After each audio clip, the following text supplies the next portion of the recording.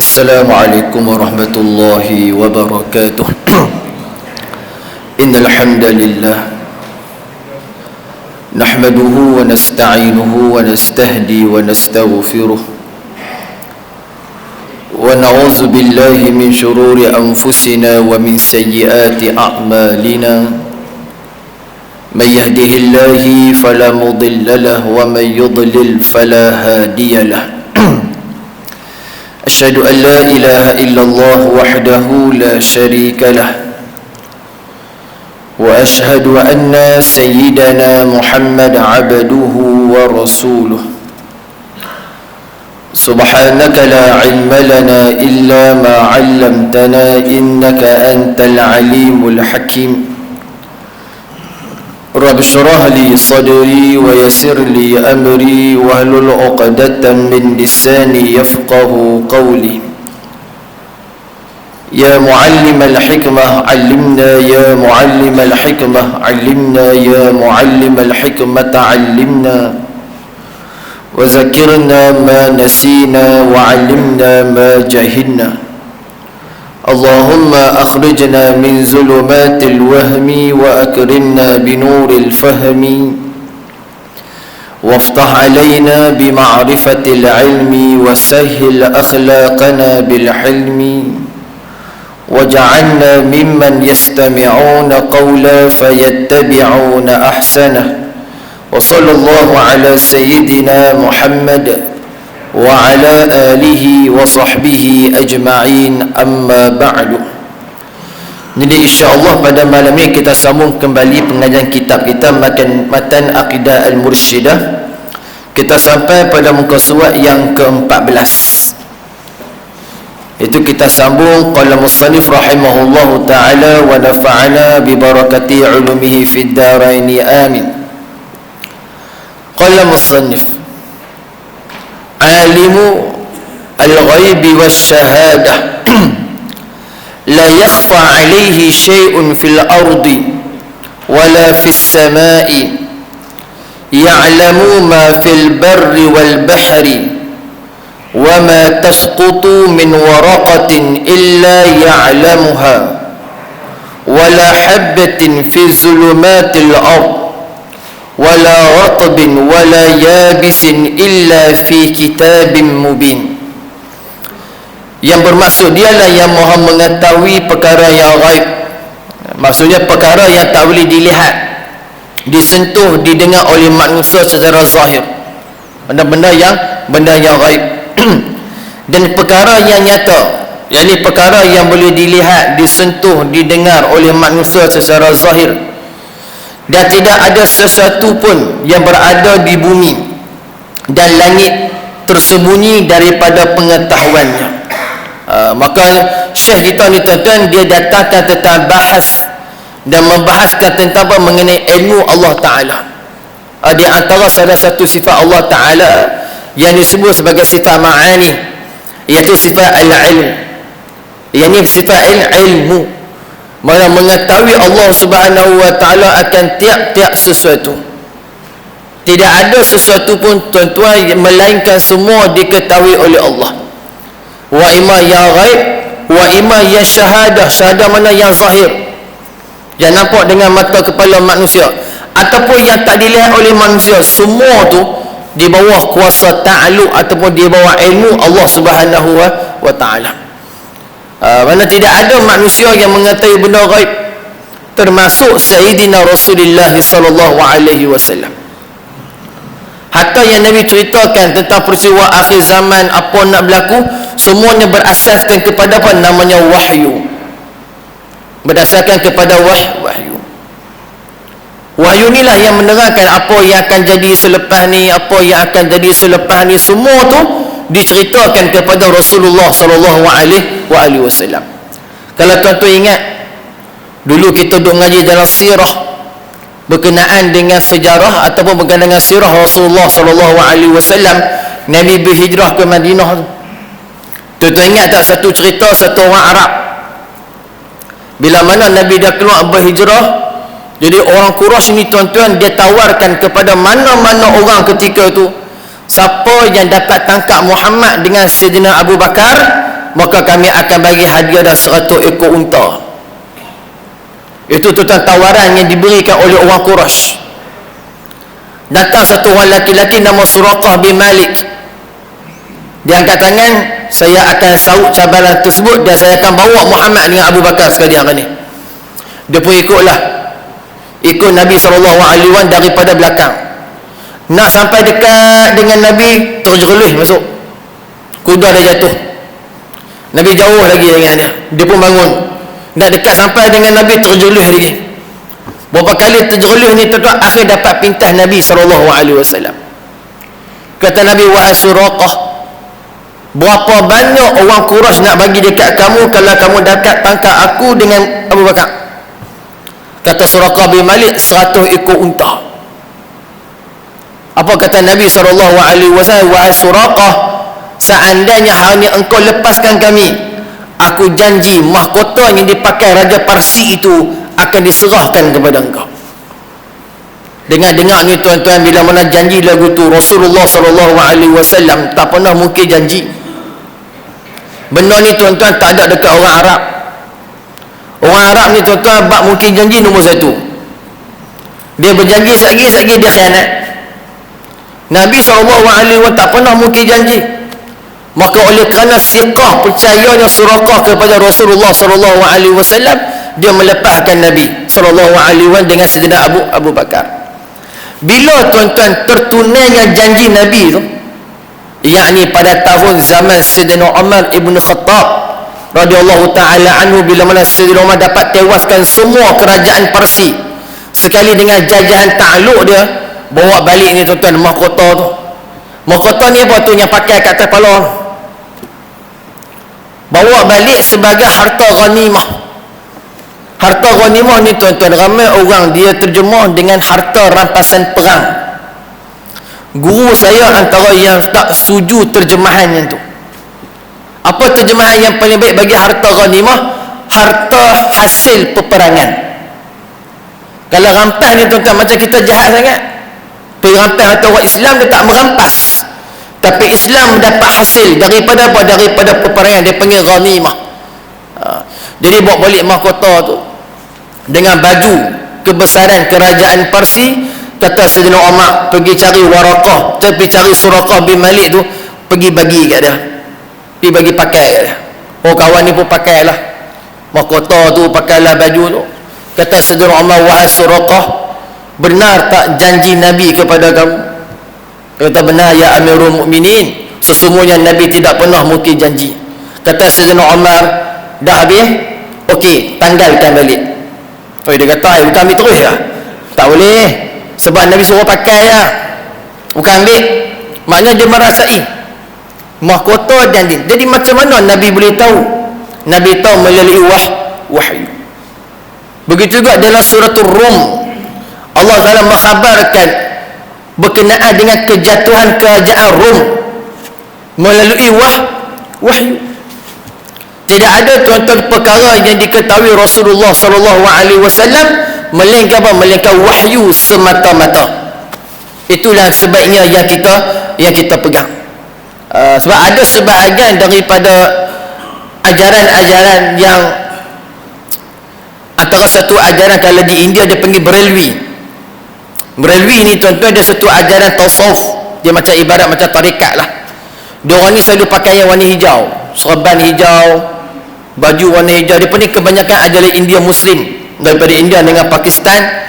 So dia orang ni tuan-tuan ada satu ajaran ataupun satu kefahaman Nabi mengetahui semua benda ghaib. Semua benda ghaib dia ketahui. So benda ni tuan-tuan, Ahli Sunnatul wal Jamaah dia tidak sepakat atas jalan tu, atas perkara ni. Sebab kita berpegang Nabi tidak mengetahui benda, sebab yang mengetahui benda ghaib hanya Allah Subhanahu wa ta'ala. Sebab ilmu Rasulullah terbatas. Ilmu yang azali ni tuan-tuan, ilmu yang qadim, tidak ada awal, tidak ada akhir, hanya Allah. Kita ada ilmu, kita ni terbatas. Asalnya kita jahil, mengaji sikit, faham dah ilmu, tapi ada lagi kita tak faham. Sebab tu orang panggil al-alim, al-allama, itu hanya sebagai penisbahan zahiriyah saja. Orang kata dia tu orang alim. Dia alim hanya apa? Sekatnya dia tahu. Tapi Allah al-alim dengan mengetahui segalanya, tidak ada permulaan, tidak ada awal dan tidak ada akhir. Itu ilmu Allah. Ilmu kita tak. Ilmu kita ada awal. Maksudnya asalnya kita tak tahu. Akhirnya kita mengaji kita tahu. Tapi ada tak yang tak tahu? Ada, banyak lagi. Betul tak kita mengaji agama, ada orang dia terkhusus dalam bidang tu. Dia terkhusus dalam bidang fiqh. Tapi adakah dia mahir dalam bidang tafsir Quran? Belum tentu. Dia mungkin mahir dalam bidang tafsir Quran, tapi adakah dalam bidang fiqh dia tahu? Mungkin dia tak tahu. Itu ilmu kita. Ilmu Allah tak. Ilmu Allah tu meliputi segala perkara yang berlaku. Terima kasih Haji. Barakallahu fikum. Baik. Jadi kalau kita tengok dalam kitab tu, matan ataupun nota kaki nombor 19, Allah mengetahui segala perkara. Masih Haji. Matan ini menjelaskan kepada kita bahawa ilmu Allah meliputi segala sesuatu, dan tidak sesuatu pun yang Allah tidak tahu, kerana ilmu Allah bertakluk dengan segala perkara yang wajib, perkara yang mustahil dan perkara yang harus. Maka tiada yang tidak diketahui oleh Allah. Maksudnya ilmu Allah meliputi kepada kita segala pengetahuan Allah. Apa yang akan terjadi, apa yang akan berlaku, semua itu termasuk dalam ilmu Allah Jalla wa'ala. Berbeza dengan Mu'tazilah yang menafikan bagi Allah, dia panggil ilmu al-juz'iyat, yakni Allah tidak mengetahui sesuatu perkara secara halus dan terperinci. Allah hanya tahu perkara yang penting dan besar sahaja. Maka akidah ini bersalahanlah dengan akidah Ahlussunnatil wal Jamaah, kerana lawan kepada sifat ilmu adalah jahli, ataupun kita panggil jahil. Mana Mu'tazilah dia ada kepahaman Allah Ta'ala benda kecil-kecil dia tak tahu, yang detail-detail tu. Sedangkan kalau kita mengaji Asma'ul Husna, Allah ada nama-namanya Al-Khabir. Al-Khabir dengan Al-Alim ni hampir sama. Al-Khabir mana mengetahui, Al-Alim juga mana mengetahui. Tapi para ulama bila mana Imam Al-Ghazali dia perincikan mana Al-Khabir dengan maksud apa dia? Mengetahui yang seni-seni, yang halus-halus tu, yang ilmu manusia tak boleh nak pergi. Siapa pun tak boleh mengetahui benda yang halus. Contoh apa dia? Contoh ni, kapek ni, berapa banyak bulu tak tahulah. Tak ada siapa pergi kira. Rambut yang ada dekat kepala kita, tak ada siapa pergi kira. Pasir yang ada dekat pantai, tak ada siapa pergi kira. Itu berdasarkan ilmu Allah yang Al-Khabir, mana yang halus-halus, yang seni-seni, yang tak diketahui oleh mana makhluk melainkan dia. Itu namanya Al-Khabir. Tapi Mu'tazilah dia nafikan benda tu. Dia kata Tuhan tak tahu benda yang halus-halus ni. So bila mana kita kata lagu tu, seolah-olah kita kata ilmu Allah ni dia ada had. Had ni tahu, had ni tak tahu. Tak boleh lagu tu. Allah Ta'ala kita sebut tadi, ilmu dia tu meliputi bagi setiap hamba. Sehingga mana benda tu termasuk di kalangan makhluknya, ilmu dia meliputi makhluk tu. Apa yang akan terjadi, yang sedang berlaku, yang akan terjadi, yang dah lepas, semua dia tahu. Sebab apa? Sebab ilmu dia tu tidak terbatas. Tu Allah. Ilmu kita tak. Baik. Kemudian kata Syekh kita rahimahullah, maka tidak boleh menisbahkan dalam apa aspek pun kejahilan pada Allah. Anehnya Mu'tazilah, walaupun mereka mengimani Allah bersifat ilmu, tetapi pada masa yang sama menisbahkan kejahilan pada Allah. Sebab tu kita tadi kata Allah ni dia tahu lah, yang akan datang dia tak tahu. Itu tak boleh kata lagu tu. Kalau kata lagu tu silap-silap boleh itu kufur, sebab menafikan ilmu yang ada pada Allah dan menetapkan sifat jahil pada Allah. Kita ya tak apa. Kita tak apa. Saya tak tahu apa jadi hari ni, saya pergi pukul 9 lagi pun tak tahu apa jadi. Itu kita lah. Tapi Allah tak. Allah yang akan datang pun dia tahu, yang sedang berlaku pun dia tahu, yang akan dah lepas pun dia tahu. Semua ni di bawah ilmu dia. Sebab ilmu dia tak ada limit. Macam ilmu kita ni tuan-tuan ada limit, dia ada had. Ada benda yang kita reti, ada benda yang kita tak reti. Ada benda yang kita tahu, ada benda yang kita tak tahu. Sebab tu tak semua kita ni tuan-tuan boleh menguasai semua. Tak semua kita. Macam ustaz lah kan. Ustaz ni tuan-tuan, kita kena letak satu, selalu saya abang lekat jemaah, janganlah kita talar semua soalan dekat seorang ustaz tu. Soalan fiqah tanya dia, tauhid tanya dia, tafsir tanya dia, hadis tanya dia, nahwu pun tanya dia, sorah pun tanya dia. Dia ni tuan-tuan, bila mana orang dia tanya soalan banyak-banyak, satu benda yang berlaku lah, sebab kita pun ngajak juga kan, kadang-kadang ni kita malu nak sebut wallahu alam. Malu. Sebab wallahu alam ni tuan-tuan, di sisi orang awam, di sisi orang yang bertanya, wallahu alam ni maksudnya ustaz tu dia tak reti apa kan. Sebab saya besok kenal sekali, masa tu ada satu kuliah tu, habis saya mengajar kitab Bahrul Mazi kita tu lah, habis main isyak tu, dia salam tu sebelum PKP, salam-salam lah satu orang pakcik tu. Saya pun tak pernah tengok muka dia, mungkin orang baru ke orang lama tak tahu, tapi sepanjang saya mengajar dekat surah tu, saya tak pernah tengok muka dia. Hari tu baru pertama kali dia main lah kot. Dia tanya dekat saya satu soalan berkenaan dengan tafsir Quran surah apa saya tak ingat dah. Dia tanya saya, apa maksud tu ustaz? Saya boleh terjemah je lah. Nak tafsir ni saya kata saya tak boleh, sebab tafsir Quran ni dia bukan boleh tafsir ikut dan tuan. Kita ambil Quran kan, ambil Quran tu pegang macam tu tafsir, tak boleh. Melainkan dia satu orang mufassir. Contoh macam Syekh Mutawalli Sya'rawi, kalau tuan-tuan tengok dalam video, dalam YouTube dan sebagainya, dia buat Quran itu ya. Bila mana dia baca, dia akan tafsirkan, dia tafsir cukup cantik. Tapi kita macam kita ni tuan-tuan tak boleh ambil Quran tafsir lagu tu. Saya kata saya tak berani, sebab Nabi ancam orang yang tafsir Quran menggunakan kepala dia, menggunakan otak pemikiran dia sendiri, Nabi ancam dengan azab neraka. Oh, saya tak berani. Saya kata Tuan Haji, tak apa, nanti saya balik rumah tu saya cek lah balik. Sebab kebetulan di rumah tu ada kitab-kitab tafsir. Saya pun tuan-tuan balik, tak teringat langsung nak cari, buat kerja banyak. Bulan depan dia main tuntut, lepas isyak juga dia main tuntut. Ustaz ingat dah saya. Oh ya Haji, ya pasal apa tu? Ustaz ingat tak soalan saya? Soalan mana tak tahu. Oh, soalan tafsir surah sekian-sekian, apa maksud dia? Saya berkata, oh minta maaf lah Haji, saya tak dan nak cari tafsir, wallahu a'lam, saya tak tahu. Apa dia kata tu kan? Apa ustaz pun tak tahu. Talar kat muka tu. Lepas tu tak jumpa dia lah. Tak takut malaikat tak tahu lah. Tapi tak tahu. Sebab tu kita jawab wallahu a'lam. Sebab ilmu kita ni tuan-tuan, dia ada limit dia. Bila mana kita bercakap satu benda yang bukan dalam bidang kita, banyak benda yang akan berlaku salah. Sebab tu para asatizah pun, dia tak boleh nak khusus semua bidang, tak boleh. Dia lah pakar yang ni, dia lah pakar yang tak boleh. Dia mesti ada kelemahan, sebab kita ni manusia. Nak jadi yang betul-betul mutafannin ni payah. Mutafannin mana dia kuasai semua bidang ilmu. Ada tak ulama macam tu? Ada. Antara Imam Jalaluddin As-Suyuti, dia menguasai semua bidang. Tidak ada dalam bidang tu melainkan ada kitabnya. Tu Imam Suyuti, dia panggil al-mutafannin.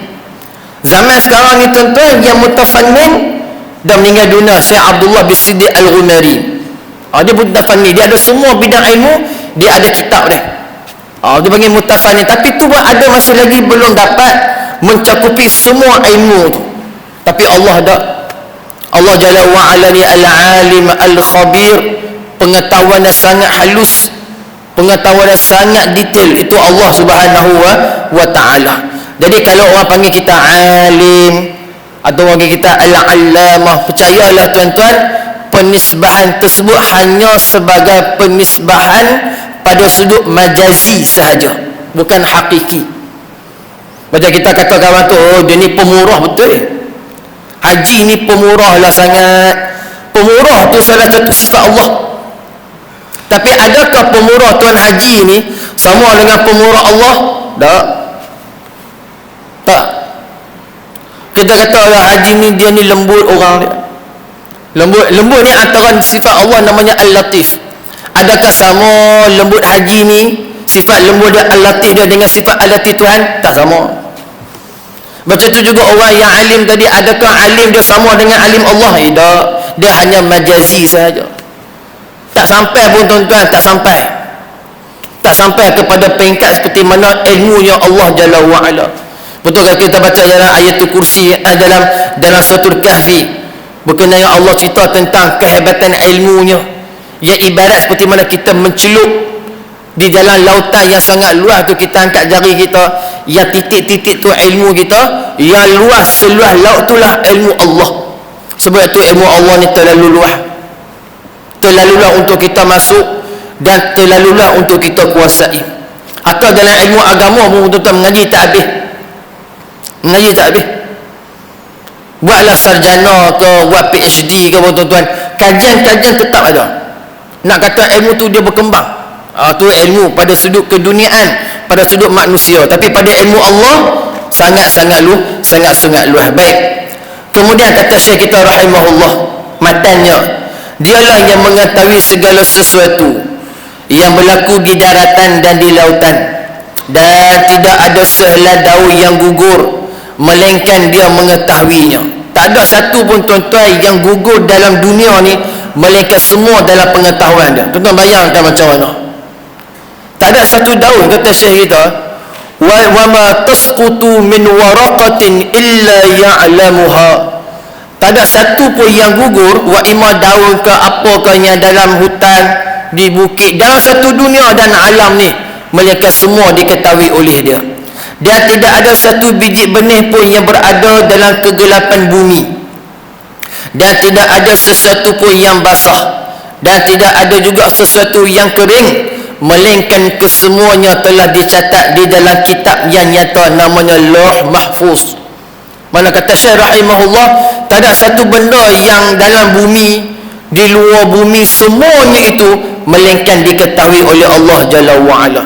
Kalaulah tuan-tuan kita memahami daripada matan ni, tak berani kita tuan-tuan nak buat benda yang Allah murka, sebab dia mengetahui. Sebab tu para awliya mengatakan adab dengan Allah adalah menjaga lintasan hati. Cara tasawuf lah, lintasan ni pun dia tahu, dia melintah kan, lintah nak buat hak ni Allah tahu, lintah hak ni dia tahu, lintah hak ni dia tahu. Ni tuan-tuan tengah duduk depan saya ni, macam-macam lintasan tu ada 8.20 dah ustaz weh, tak mahu masuk isyak tu. Mana lintasan pun dia tahu, semua lintasan saya tak tahu. Ada orang boleh tak orang tahu lintasan hati manusia? Ada. Di antara orang yang dipanggil sebagai arbabul qulub, yang dia tahu lintasan hati tu, dia tahu. Saya tuan-tuan, Ustaz Izzat pengalaman dulu.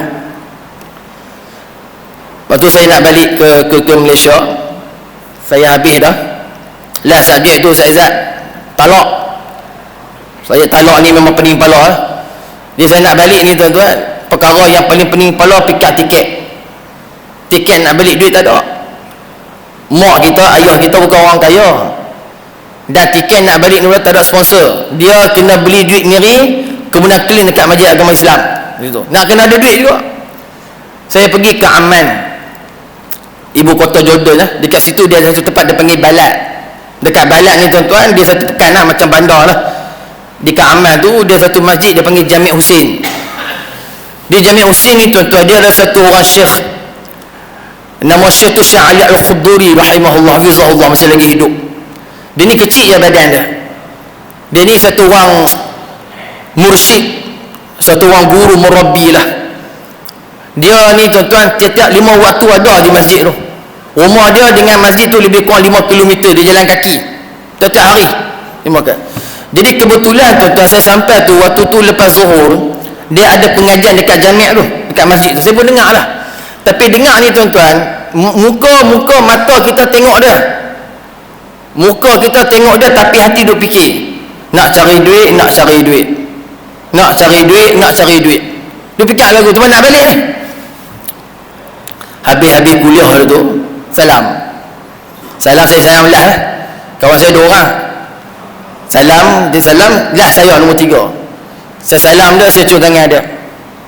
Apa dia kata kat dia, bisik kat telinga saya, jangan risau, rezeki Allah tu luas.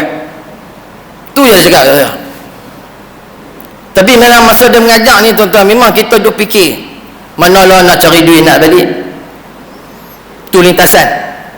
Betul ada di kalangan manusia ni tuan-tuan, di kalangan para awliya illah, dia panggil golongan arbabul qulub, yang dia Allah Ta'ala kurnia, bukan dia tahu secara ghaib, tak, Allah memberikan kepada dia.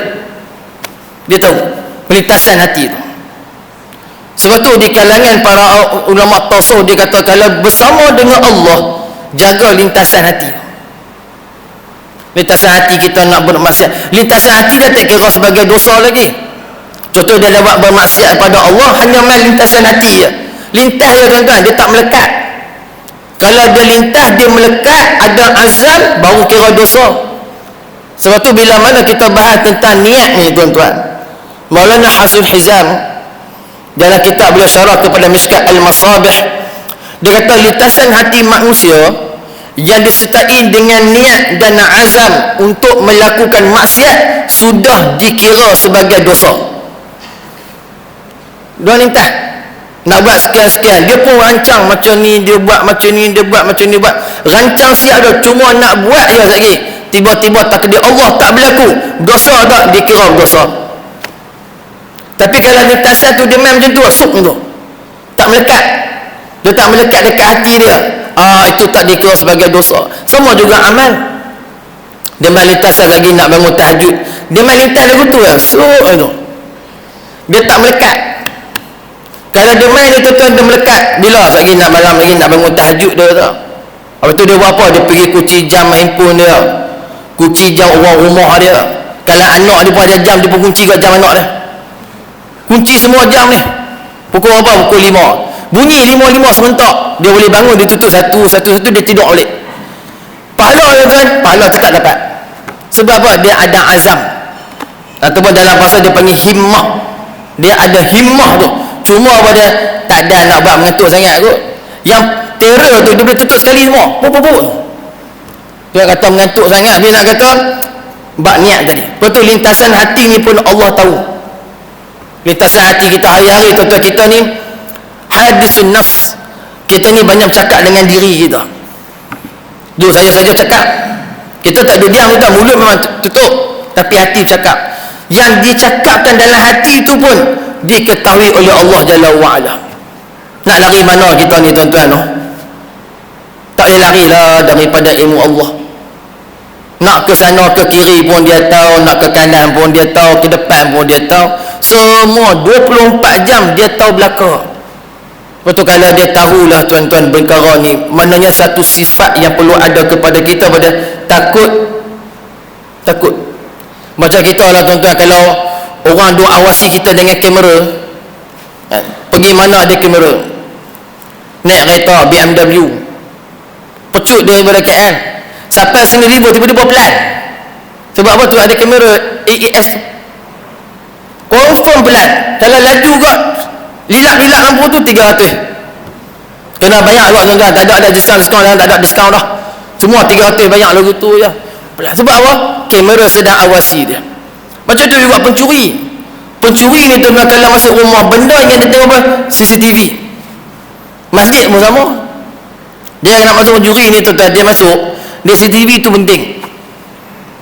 Dia akan kacau CCTV ataupun dia tutup muka dia daripada dilihat oleh CCTV. Pasal apa? Pasal CCTV tu adalah bukti dia melakukan kesalahan. Tapi Allah Jalla wa'ala, dia tak memerlukan benda tu. Dia dah melihat, dia mendengar, dia mengetahui. Pergi mana sekalipun, walaupun dalam kegelapan bumi, duduk dalam satu tempat yang gelap, waktu pula waktu yang gelap, dengan dia pun gelap juga, dia buat maksiat dengan Tuhan mengetahui. Dia tahu. Dia semut yang berjalan, dia waktu malam yang kelam, dia pula warna hitam, lalu di atas batu yang hitam, pun Tuhan nampak, pun Tuhan tahu. Jadi tuan-tuan, macam mana kita nak buat ni tuan-tuan? Maka inilah yang melahirkan rasa bertauhid kepada Allah. Itu je. Itu yang kita rasa tauhid. Bila pergi mana kita bawa Allah bersama dengan kita. Ada sebahagian ni tuan-tuan, dia bertuhan dengan Tuhan ni hanya setengah tempat, dia pergi tempat yang lain hilang Tuhan tu. Duduk dekat kampung dia macam ni. Dia pergi keluar sikit daripada kampung, jadi lain dah. Sebab apa? Sebab dia merasa Tuhan itu berada dengan dia hanya ketika tu saja. Sedangkan ilmu Allah meliputi kepada hamba tersebut. Oh, benda ni tuan-tuan, kalau kita dapat rasa lah, memang kita ni bertauhid sungguh. Memang bertauhid sungguh lah pada Allah Jalla wa'ala. Sebab tu benda ni lah tuan-tuan yang Nabi pasak dekat sahabat radhiyallahu ta'ala anhum ajma'in. Baik, nota kaki nombor 20. Ada cerita sikit tentang Lauh Mahfuz. Antara cara pemerintahan Allah ialah tercatat semua perkara yang terjadi di Lauh Mahfuz, sebagaimana yang diriwayatkan oleh Imam Tirmizi daripada Rasulullah SAW, bahawa sesungguhnya Allah memerintahkan al-qalamul a'la, uktub ma kana wa ma yakun ila yaumil qiyamah. Tulislah apa yang telah berlaku dan apa yang akan berlaku sehingga hari kiamat. Dipanggil satu benda namanya al-qalam. Qalam ni macam pen lah, tapi bentuk macam mana Imam Al-Ghazali kata wallahu a'lam, tak tahu. Tapi dia menulis. Sebab tu Nabi ketika kita nak sambut Isra Mi'raj kan, tak lama lagi, bila Nabi Mi'raj ke langit, Nabi dengar tu gurisan pen yang sedang menulis apa saja yang akan berlaku di atas dunia ni. Dia bunyi, Nabi dengar gurisan. Dan inilah tuan-tuan dalam Bukhari, antara perkara ataupun pertama makhluk yang Allah ciptakan adalah al-qalam, pen tu. Kita panggil qalam lah, tapi macam mana pen macam ni ke apa ke wallahu alam, tak tahu bentuk. Tapi dia lah yang bergerak. Sampai lah bergerak, sampai Nabi kata apa dia dalam hadis tu, uktub, tulislah, kata ma kana wa ma yakun illa yaumil qiyamah. Allah perintahkan kepada al-qalam, hang tulis apa yang akan berlaku, apa yang akan berlaku dan terjadi segalanya sampailah hari kiamat. Tu dah goreng. Dekat mana tuan-tuan? Dekat satu tempat namanya Lauh Mahfuz. Sebab tu dalam riwayat Lauh Mahfuz ni tuan-tuan, dia satu papan. Dia panggil lauh. Kan, lauh. Papan yang besar yang ada di atas aras. Sebagian riwayat mengatakan dia berada di bawah aras. Bila Allah jadikan Lauh Mahfuz ni, selepas Allah ciptakan air dan juga aras, jadikan qalam, kemudian Allah jadikan air, kemudian Allah jadikan aras, kemudian baru Allah jadikan pada namanya Lauh Mahfuz. Baik, lebar jarak dia tu tuan-tuan, lebar dia perjalanan selama 500 tahun. Macam mana bentuk dia, dia macam papan, jarak dia tu 500 tahun perjalanan dengan jalan kaki. Tu dia punya jarak dia tu. Dan di situlah tuan-tuan diletakkan segala apa namanya takdir kepada kita. Semua di situ. Semuanya ada dekat situ. Yang tak diketahui oleh mana-mana makhluk melainkan dia. Ini Allah Subhanahu wa ta'ala. Betul, dijadikan semua tu, benda tu semua berada di atas aras. Benda ni tuan-tuan, kita beriman je. Sebab benda ni nak cerak dengan alat hari ni tak boleh. Nak cerak dengan apa pun tak boleh. Dia hanya kita tahu melalui perkhabaran dipanggil as-sam'iyat. Betul, kalau ustaz-ustaz mengajak tauhid ni tuan-tuan, tauhid ni dia tak faham macam fiqh. Kalau fiqh ni tuan-tuan, perbahasan dia jauh. Kalau ustaz-ustaz mengajar khidmat haji ni tuan-tuan, hampir berjilid-jilid. Ada perbahasan ibadatnya, kemudian muamalat, kemudian munakaat, kemudian jenayat. Tauhid dia bahas 3 je.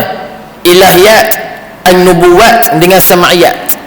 Berkenaan dengan ketuhanan, kenabian dan perkara-perkara ghaib. So yang kita cakap aras, qalam, Lauh Mahfuz, syurga, neraka, azab kubur, dia masuk dalam bab mana? Bab sam'iyat.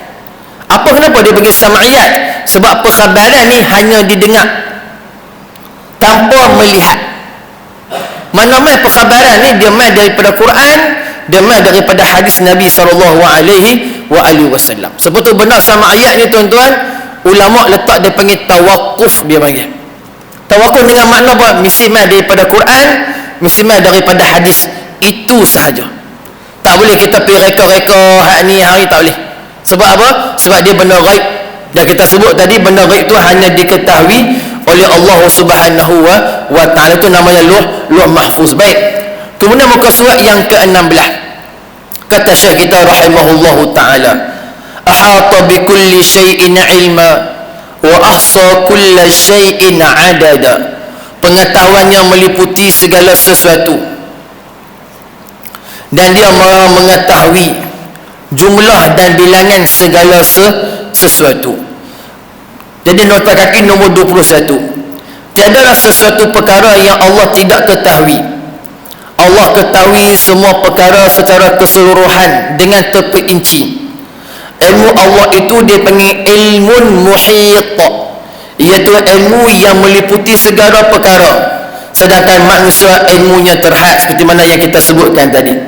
Firman Allah Jalla wa'ala tentang ilmunya yang luas, wa huwa bikulli syai'in alim, dan dia maha mengetahui terhadap segala sesuatu. Datang dalam kalimah syai', maknanya mafhumnya pada setiap daripada sesuatu itu diketahui oleh Allah Subhanahu wa ta'ala. Sejak bila? Sejak daripada azali lagi. Semuanya daripada azali dia tahu dah. Apa dia azali ni tuan-tuan? Nak terjemah Melayu ni tak tahulah. Dia tak ada nombor. Mana sudah diketahui sejak azali lagi. Mana sebelum penciptaan makhluk, sebelum adanya makhluk, sudah diketahui oleh Allah Ta'ala apa yang dia kehendak, apa yang dia nak buat. Dia tahu tak Iblis tak nak sujud Nabi Adam? Dia tahu. Dia tahu tak dia nak buat Nabi Adam? Dia tahu. Dia tahu tak nanti Iblis akan dihalau keluar daripada syurga, dia akan dilaknat? Dia tahu.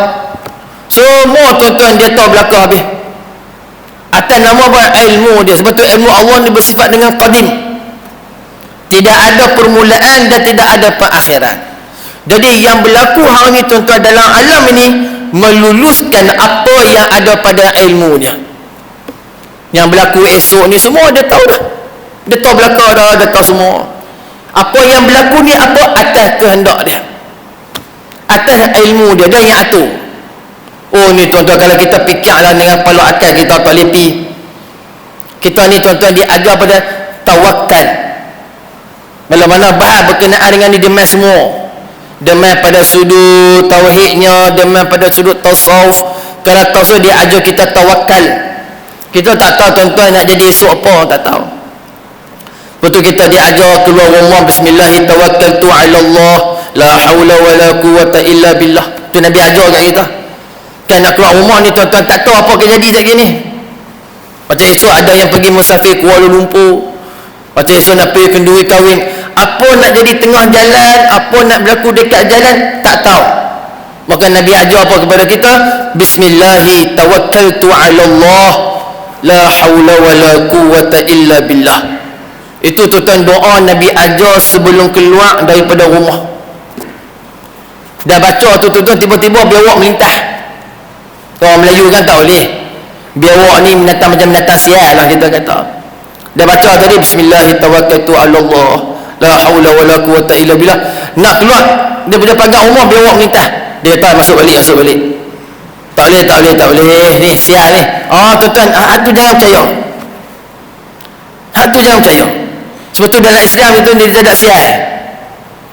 Sisi mereka apa berempat pun tak ada. Mana masuk sisi mereka ni pun tak tahu. Yang biawak tu selalu sengat. Kalau biawak ni tak, jangan-jangan dia ada sial. Kawan ni kata yang mana ada sial dalam Islam. Jalan isi dia sungguh. Dia kata kan aku dah abang dah biawak tadi tu buat sial. Dia bergaduh dengan orang pula lelaki bini. Tapi apa yang berlaku ni tuan-tuan atas kehendak dia. Itulah yang kita pegang. Kau jalan kita ada baca doa dah ustaz. Saya baca doa semua bismillah apa semua subhanallazi sakhkhara lana hadza semua baca dah. Hembus lagi kereta tu.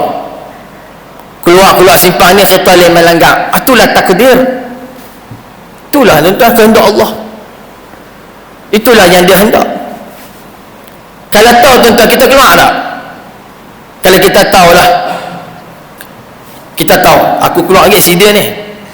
Asal-asal kita duduk mana? Duduk dalam rumah tak pakai tak keluar dah. Sebab kita tahu dah. Lepas tu Allah ada rahsia kan. Supaya kau hidup dah. Hidup seperti mana hidup. Betul Tuhan suruh kita hidup. Hidup dengan apa? Dengan kehidupan kita.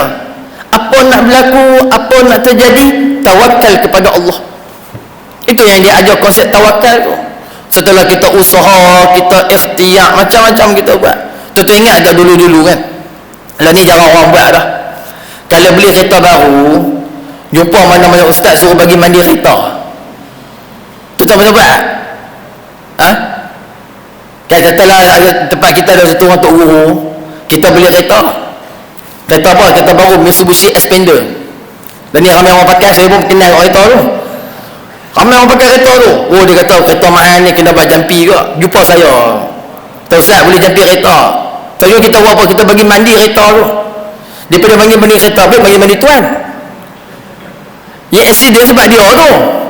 Terlena, mengantuk. Bukan kereta okey, kita baru. Dia nak kata tu kan berlaku. Sebab apa? Sebab tu juga atau usaha ada orang marah. Kalau kata apa bagi mandi kereta. Itu salah satu ikhtiar lah. Ikhtiar yang tidak ada apa pun tuan-tuan. Cuma nak kata pada kita ada usaha, kita ada ikhtiar. Berlaku juga tak apa. Apa boleh buat, itulah kehendak Allah Subhanahu wa ta'ala. Tapi kita yakin tak ada tuan-tuan yang berlaku melainkan semuanya ketetapan daripada kehendak dia dan ilmu dia. Dia tahu belakang.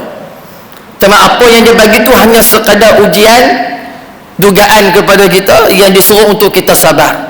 Dan di sana ada kebaikan yang telah Allah Ta'ala janjikan kepada hamba-hambanya. Baik, berbeza dengan golongan Mu'tazilah seperti Abu Husain Al-Busri mendakwa bahawa sesungguhnya Allah tidak mengetahui apa yang akan dilakukan oleh seseorang hamba melainkan setelah Allah menciptakannya. Tu. Bila mana Allah jadikan dia, baru ilmu Allah tu sampai pada dia. Itu salah. Contoh Allah Ta'ala sebelum adanya Abu ni, Allah tak tahu apa jadi dekat Abu ni ataupun dekat Ahmad ni. Sebelum Allah jadikan Ahmad, sebelum Allah ciptakan Ahmad, Allah tak tahu apa yang terjadi pada Ahmad. Itu tuan-tuan menafikan Allah bersifat dengan ilmu. Sebab itulah tuan-tuan, benda tu yang sebagian ulama mengeluarkan Mu'tazilah daripada aliran Ahlussunnatil wal Jamaah dan tak kurang mengatakan mereka ni kafir kerana menafikan pada ilmu Allah dengan menisbahkan kejahilan tu kepada Allah. Macam Qadariyah kan. Qadariyah ni tuan-tuan asalnya mereka langsung menafikan takdir. Allah tak tentukan takdir langsung. Itu asal-asal Qadariyah dulu. Sebab tu Nabi sebut dalam hadis Al-Qadariyatu majusi hazihil ummah. Qadariyah ni adalah majusi. Sebab apa tuan-tuan? Sebab langsung tak ada takdir. Allah tak tentukan takdir. Kalau tak tentu takdir ni tuan-tuan, maknanya menafikan rukun iman yang keenam. Bila mana perkara tu berlaku tuan-tuan, Qadariyah dia berevolusi. Dia menukarkan pendapat. Dia mengatakan Allah tak menentukan takdir. Dia kata Allah tentu. Cuma Allah bagi hak kepada manusia. Tentu-tentu juga, tapi Allah bagi pada kita. Itu fahaman Mu'tazilah. Ada kata tak, tentu tu tentu yang baik ya. Yang jahat Allah tak tentukan. Itu dia berevolusi daripada pendapat yang mengatakan menafikan semua takdir datang daripada Allah. Dia hanya mengkhususkan pada takdir yang baik ya. Takdir yang buruk, musibah, bencana, dugaan, cabaran, apa semua Allah tak masuk campur. Ni tuan-tuan salah juga. Sebab apa? Dia menafikan sifat apa dah? Sifat iradah Allah dalam mentaksiskan, dalam mengkhususkan sesuatu perkara, wa imma baik wa imma jahat. Itu Qadariyah dia panggil. Lepas tu ada ulama dia tuan-tuan, dia jadi perbezaan pendapat. Cuma ni apa tuan-tuan? Itu fahaman yang bercanggah daripada Ahlussunnati wal Jamaah. Hal ini jelas bercanggah dengan akidah Ahlussunnati wal Jamaah kerana perbuatan hamba termasuk perkara yang harus, sedangkan perkara harus adalah termasuk dalam ta'alluq ilmu Allah Subhanahu wa ta'ala. Itulah tuan-tuan yang kita baca berkenaan dengan ilmu. Dan insya-Allah nanti kita akan sambung berkenaan dengan kata musannif rahimahullah, fa'alul lima yurid qadirun ala ma yasha lahul mulku wa lahul ghina wa lahul izzu wal baqa wa lahul hukmu wallahu a'lam.